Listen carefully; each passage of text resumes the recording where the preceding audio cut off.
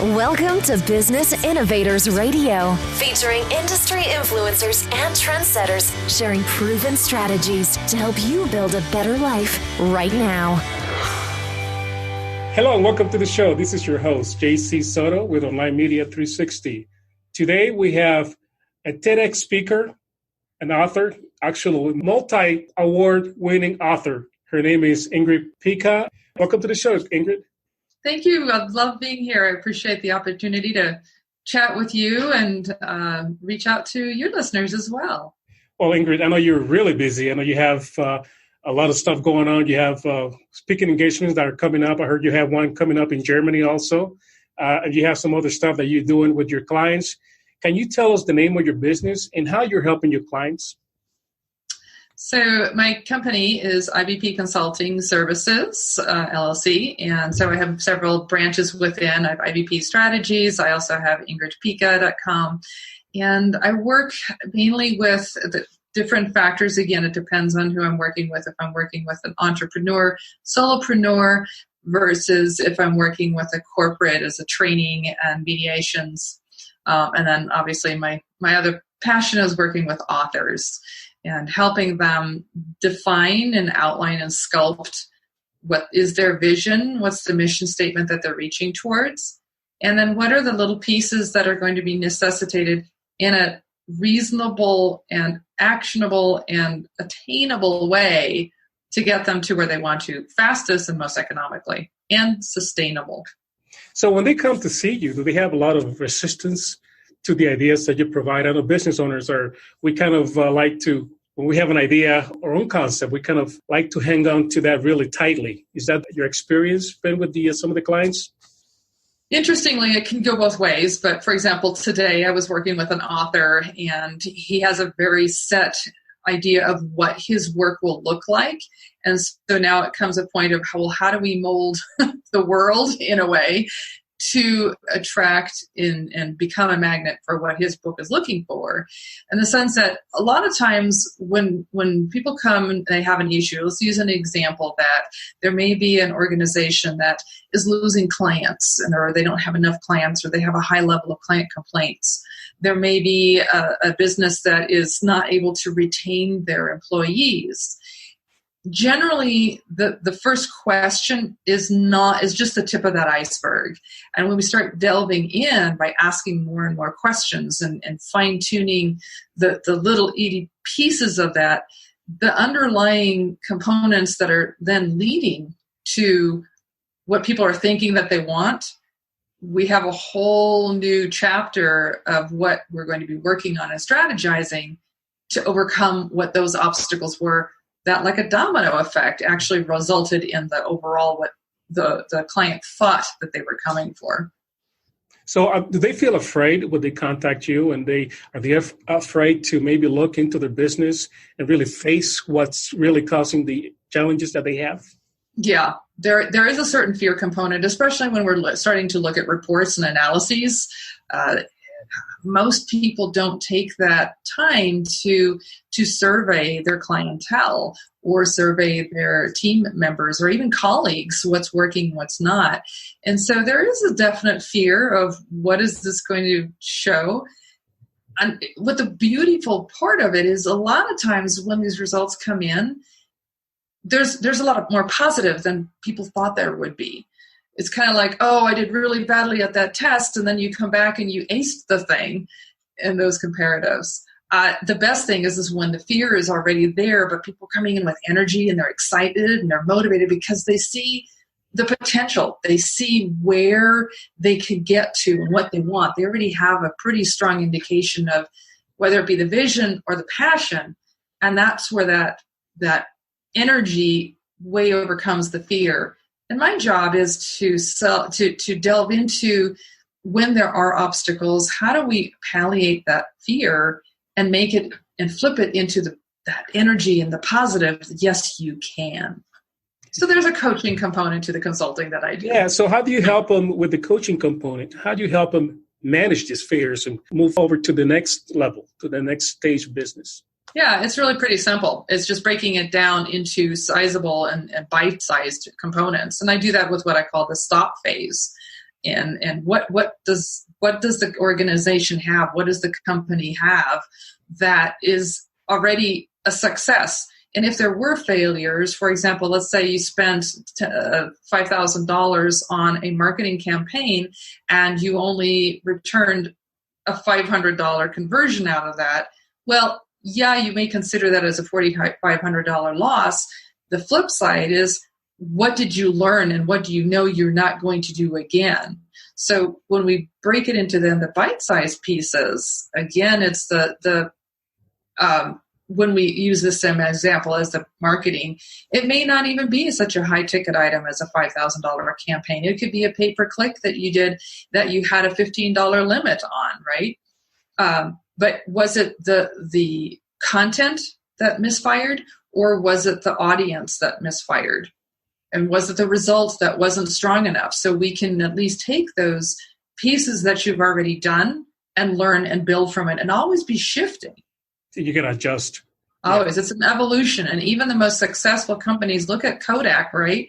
In the 70s and 80s, Kodak was the top photography. And look how it dwindled and was always non-existent. But then they had to evolve when we had the digital age coming up and when everyone has their smartphones, but they're now taking their own photos with portrait, right?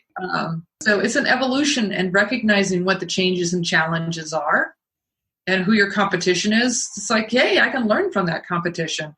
Or I can even modify or I can set myself apart from that competition and be that unique factor. And that's where the challenge comes in, because a lot of businesses, they are afraid to change. And you look at companies like Amazon, that they're always innovating, they're always changing, they're always looking for what's next. How can we keep the lead that we already have and set up the pattern and be the icon in that industry? But it seems like a lot of smaller businesses miss that point. Is that right? Absolutely.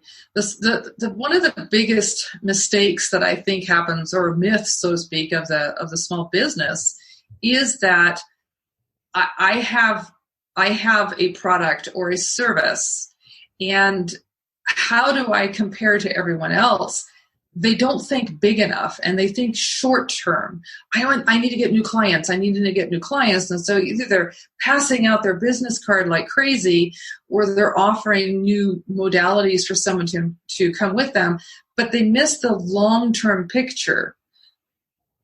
What they're offering right now, when it's something that attracts a client, this can be the smallest thing, and then you can slowly bring them into your core sphere and embrace that, and then you can lead them and funnel them into something bigger and something wider. A small business oftentimes has the blinders on. This is what I want to do, and everyone has to change to meet this, instead of recognizing, wait, what does my client want? What interests them?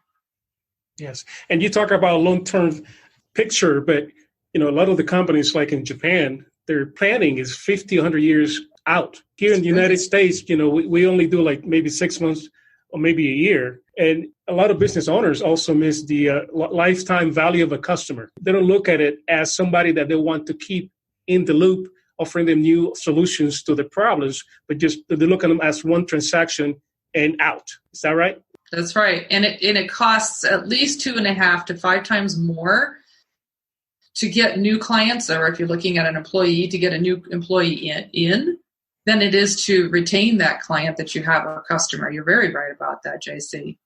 Yeah, it takes a lot more effort. And the easiest money you will ever make is somebody that's already buying from you. Yeah.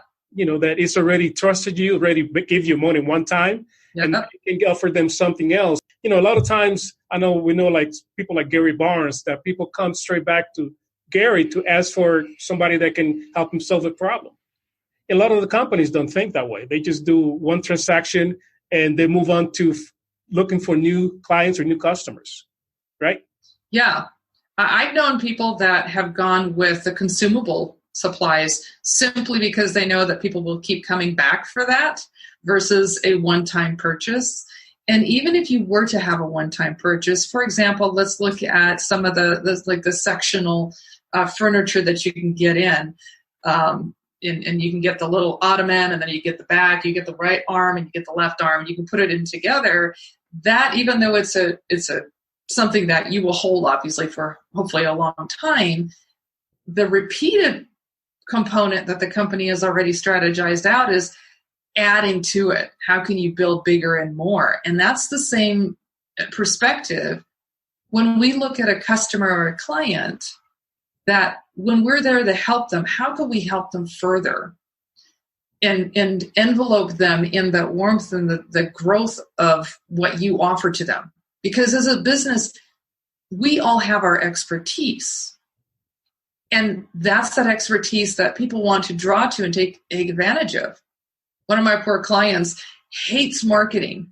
And when I started talking about, hey, when you hand out a business card, the purpose of this business card is not a one-time perspective. Again, we should always never just hand out a business card. That's a whole nother story. But when someone does ask for your business card, there needs to be something there that will remind them and take them that next step versus they throw that card into their drawer and never come back. How do you then regain the ability to contact that person back? Does the business card have something? Come to my website and sign up for a free white paper that shows you how to better play the guitar. And he originally just, oh my God, I that scares me. Emails and all that just scares me. Until I just simply informed him, hey, you don't have to do that. You can have some other expert take care of it for you. And immediately his tension and his pressure, I just visibly could see it, just went, I can do that.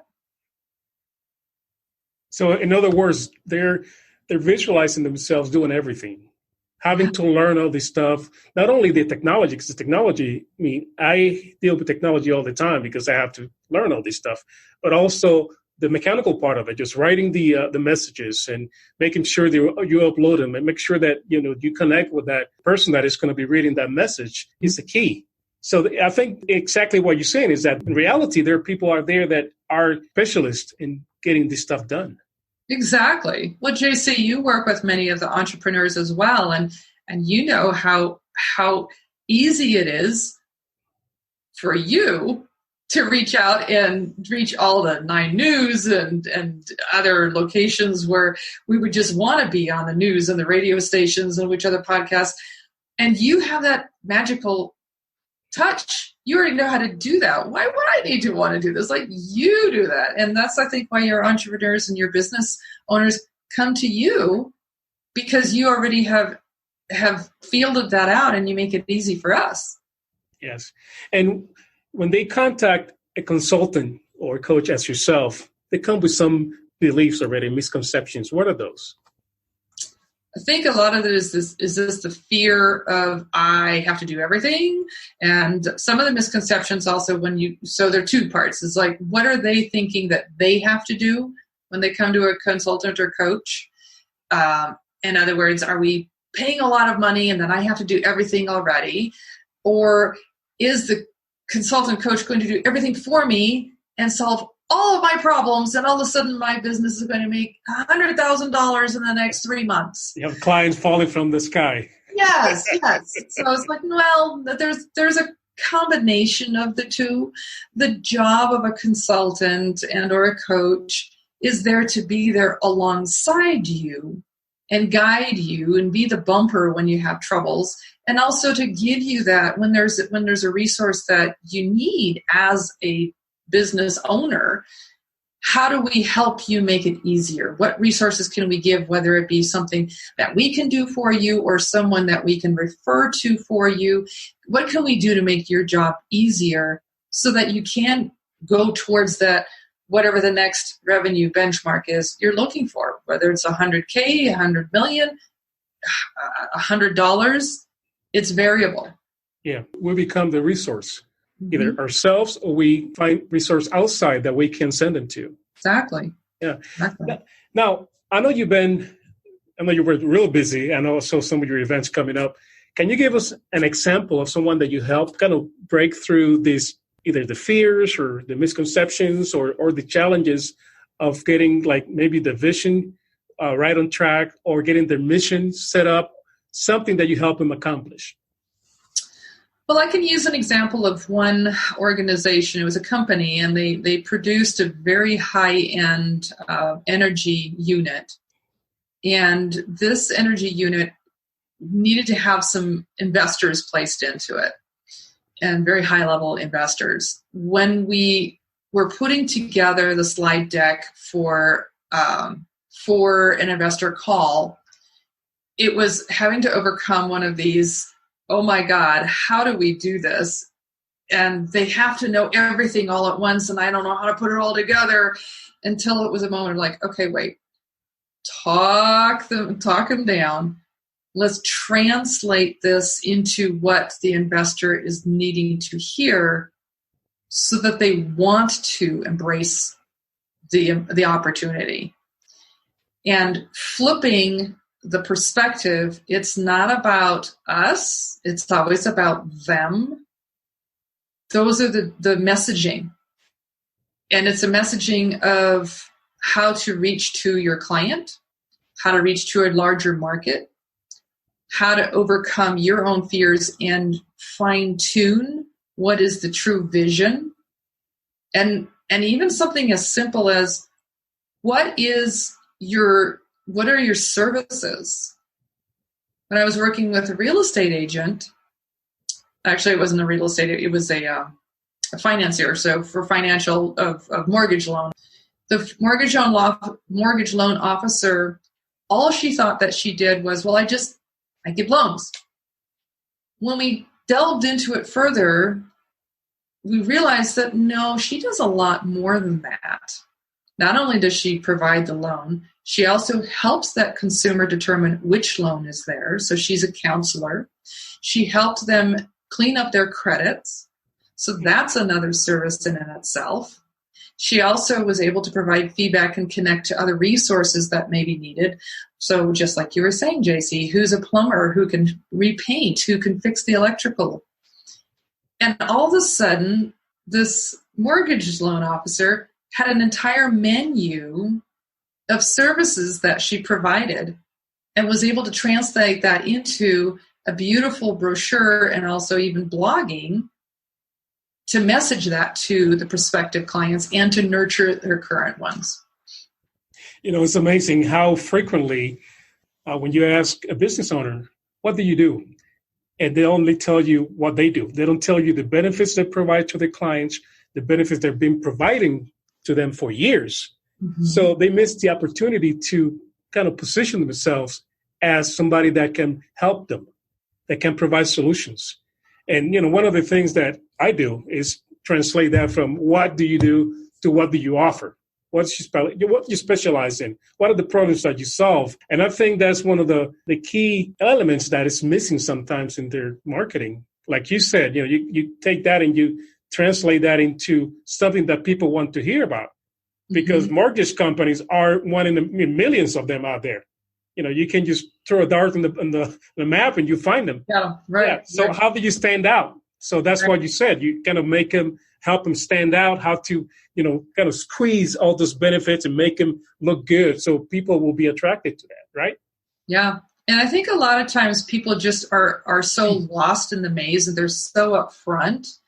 And this is where I always share the story where when you think about an eagle that's 10,000 feet in the air, that within a second, they can scan over 3 square miles, right? And they see that little bunny running along the side. Well, how do you do that from such a distance? Well, sometimes you need to do that versus if we're down below and we don't have that overview, that's where then having a mentor or a consultant or an expert in the field help along guide you to ask you those specific questions to take you from that your own blinders and perspective and learn more about what the other opportunities or perspectives are. That's right. You got to get a different perspective. And you're in the middle of the game, in the field, it's hard to see everything. But when you're sitting in the stands, then you can spot everything else. Yeah. So you're that way. Now, give me 3 to 5 tips that my listeners can use in their business today and things that you typically find that their business owners neglect a lot. Yeah. Well, I think the first one, and this is where I based my entire book and then the accompanying blueprint to that, is the cycle that we all go through. And every business, no matter what they're working on, is somewhere in one of these cycles. They may be in different parts of the cycle and for different components of their business, but they're always in one of these. The first one is stop, and that's the factor of just when things are crazy, you have to stop and tabulate. What do you have that's a part of your business, of your resource, of your community? And whether it's like I said earlier, a win, or whether it's a challenge, an obstacle, it may be what facilities do you have? What's on your website? What other marketing materials do you have? All of these pieces, once you are able to at least lay them out for yourself and remind yourself and identify them, that sets you up for the next phase, which is step back. Because now you have the chance to really get that eagle-eye view of all those pieces you'd laid out. You already now have established where do you want to go. That's in alignment with your mission statement. So you've got your vision that is in alignment with your visions, with your mission statement, and pulling all of your assets together into a viable step-by-step strategy so that the third step is you can grow. So in that growth factor, you've already established what are the reports that you have, what are the analytics that you have, what are the benchmarks that you want to achieve in that growth phase. Then you can now go back into the stop cycle to reassess what worked, what didn't. And so it's a constant stop, step back, and grow. And that's one of the key factors in any business success. The other challenge that I think that most businesses and business owners who have all these hats that they have to wear is time management, right? And how do we do everything all at once? And one of the easiest ways to help you sort through some of this is think of it as two parts, okay? The first one is as you look, hopefully on a daily and a weekly basis, at your calendar, bring your calendar and your to-dos and your priorities into two different sections. One of them is when are you doing what? Is it a timely event or task that needs to be done Monday morning at 8 a.m. or it's, for example, it's a networking event. It can't move. It's at 4 o'clock in the afternoon on Wednesday. Whereas you want that every single day you are going to the gym and working out at 6:30 a.m. every day. Those are timely events that you can't move and shift around. Everything has to go around those. There are other ones that are transferable. The transferable one, well, it really doesn't matter when I call these individuals. I know I want to have that block of time. I can call them Monday at 10 o'clock, or I could call them Thursday at 3:30. Those are timely versus transferable. The other portion of your time management is it fixed block of time? So you are setting 1 hour to do phone calls and business development at either a timely or transferable moment, but it's literally 1 hour and that cannot flex. You have to have it as 1 hour. Or if you're working with a client and you work with them, so for example, my discovery sessions are 45-minute slots. And if I have another one scheduled at 12 o'clock, or do I have another one scheduled an hour later, is it a little bit more, is it fixed or is it more flexible that we can expand and shrink it based on what your result is intending to be? So your time slots as you're creating your calendar needs to have timely and transferable tasks and priorities. And each one of those then breaks down into, are they fixed, a set amount of time, or are they flexible? Once you define those and you recognize where you're putting those, you're going to have a much more effective and efficient day. Thank you. So stop, step back, grow, and time management. Yeah. Wow, we all need that. Those are fundamentals in every business that we need to be following. It's like you said, it's a cycle. You got to complete that 360 degrees, and you got to keep doing that continuously for your business to keep evolving and growing. Yeah. So what got you started doing this kind of work? That's a fun story. I am a veterinarian, a small animal veterinarian, and so that's part of my heart. That's part of who I am. Even when I went into veterinary school, I always had that business sense, though, and I was like, I really want to do this. And the shift actually happened. I've worked in corporate veterinary hospitals. I've worked in private veterinary hospitals. I've worked in the Taj Mahal veterinary hospitals. I've owned my own practice, and I've also worked in nonprofit. And the shift for me happened when I was in the nonprofit world. I was working with one of the state's largest nonprofit veterinary hospitals and animal health supply. We had gone through a transition. And the staff that was there was used to always being able to provide everything available, and now they were having to do a shift in their mind that, unfortunately, even a nonprofit does have a business model to it.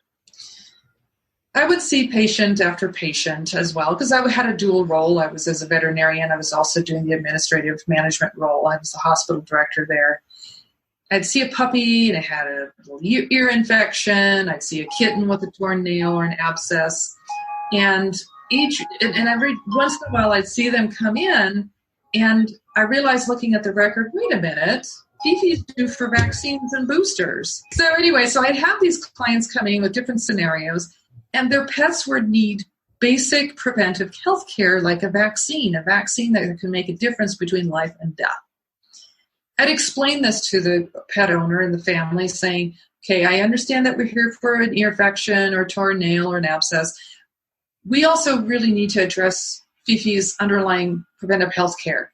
This vaccine is due. This is the protocol, and this is what we would like to do. And the owners they'd get it. They say, yes, we want to do that, but Dr. Pyka, how much does that cost? Yeah. And it's like, well, normally it would be this much, but because of the donations and the grants and the subsidies, we're able to bring it, and this is all that it's going to cost you today. Yes, please. And when do I come back for the boosters? And after a while, I had several of these over and over and over, and I'm thinking, I don't understand this. And I went to the client service representative, and I asked her, help me understand this. You have the same information that I do. We all know what the protocol is to keep our pets healthy. Why is it that you're not preparing them, and when I'm coming into the room, that they're all ready to go and they know, and the vaccine's basically just laying on the counter ready for me to provide? You know what the answer was? They can't afford it. So suddenly, I've got a team, they're making life and death decisions for someone else and taking them completely out of that decision-making realm. When I'm helping a dog or a cat, I'm helping that one dog or cat. When I'm changing the policies and the training and educating everyone to a higher level, all of a sudden it's not just that one animal that I've touched.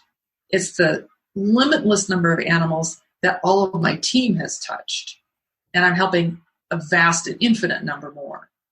That's where the flip in my mindset happened, where if I can help a business or an entity so that they're providing their passion, their mission, and reaching their vision in a 5-star way, not only are they providing 5-star client service, that the clients are so happy and receiving the value of what that company wants, but I'm also creating an environment that the employees, the business owner, want to stay, and it becomes a win-win-win plus scenario and makes that company sustainable and profitable. That's the backstory. That's a good story. It makes sense. The owner's got to be happy, but the company's got to be doing well. The employees, they have to be taken care of, and the clients and the customers have to be taken care of. And it's all about listening. Yeah, and a lot of the companies miss at least one or two of those elements. Mm-hmm. And some of them stick around for a while, but eventually they start to be taken over by the competition. Right. That understand those points better. Right. So back then, I'm sure you learned some lessons. Can you tell us one lesson that you learned back then that you still apply to your life or business today? The lessons I think that I've learned the most, I've actually developed through my whole life. And those come from my several people in my life. The one that that I live most by is the lesson that my father taught me. As a World War II soldier, I would ask him, oh my God, how did you survive through those atrocities and that fear that you're going through? And how were you not frozen with where you were? And he simply tells me, Ingrid, es ist so, which is German for it is so. This is how it is. As we learn that through our life, instead of focusing on, what's wrong and feeling sorry for ourselves, or just really having that emphasis on what you don't have, when we translate that energy and transfer it into where do we want to go and what are the possibilities and how do I get from here where I don't want to be to there where I want to be, only success is a potential at that point. Yeah, there's some things that we can change and some things that we cannot change. And sometimes we get stuck in something that, we keep saying it should be this way, or they should be this way, or they should do this. And, there are things that we're not here to change. We're here just to work with them. Yeah. Accept them and work with them. Yeah. And we've all had mistakes in business, and I've had mistakes, and I've learned from those mistakes of, okay, maybe I shouldn't be doing quite so much at this point, and taking away a little bit more of the fuzz and focusing on what's happening now. A lot of great information. And I know you're busy. I know you have an event coming up also. Would you like to talk a little more about that event that you have coming up? I always have events coming up, so I always keep an eye out. We do retreats where we really pull together what is the dream, and the dream may not be something to the nature of developing a whole new business. The dream may be something smaller, as in I want a new brand, or I want a new service or a new product. So the dreams can be anything, and then building that into a piece by piece component that you can check off until you get to the third part of it, launch. And so in these retreats, that's what we work on. We have prep work and we pull it together, and then we get together in an off-site location, because we always know there's always the distractions of just day-to-day life, right? That's right. And by going into an isolated location, like into the mountains, and that's what's coming up in November. There's a retreat coming up in the mountains. That'll be a one-day. And then I've got one going up to Iceland in March for the Northern Lights to Greater Heights. That's a 3-day retreat with a 10-week online prep course before that. So there are a lot of different opportunities, always different. So check my website to see what's up next. My website also is still also constantly being developed and created, but www.ingridpyka.com. That's INGRID. P as in penguin, YKA.com.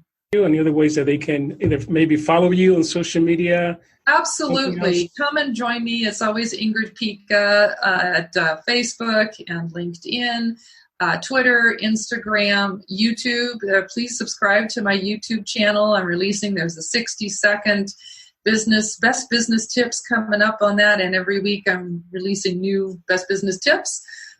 So join it. If you want to reach out to me personally, I would love to hear from you. It's Ingrid at ingridpyka.com. And we can just learn what you're doing and how I can help you and be a resource. I'd love to do that. Thank you, Ingrid. And to my listeners, all her links and her info is going to be just below the recording. Thank you, Dr. Pyka, for being with us today. And until next time, this is JC Soto with Online Media 360. Bye now. Thanks for listening to Business Innovators Radio. To hear all episodes featuring leading industry influencers and trendsetters, visit us online at businessinnovatorsradio.com today.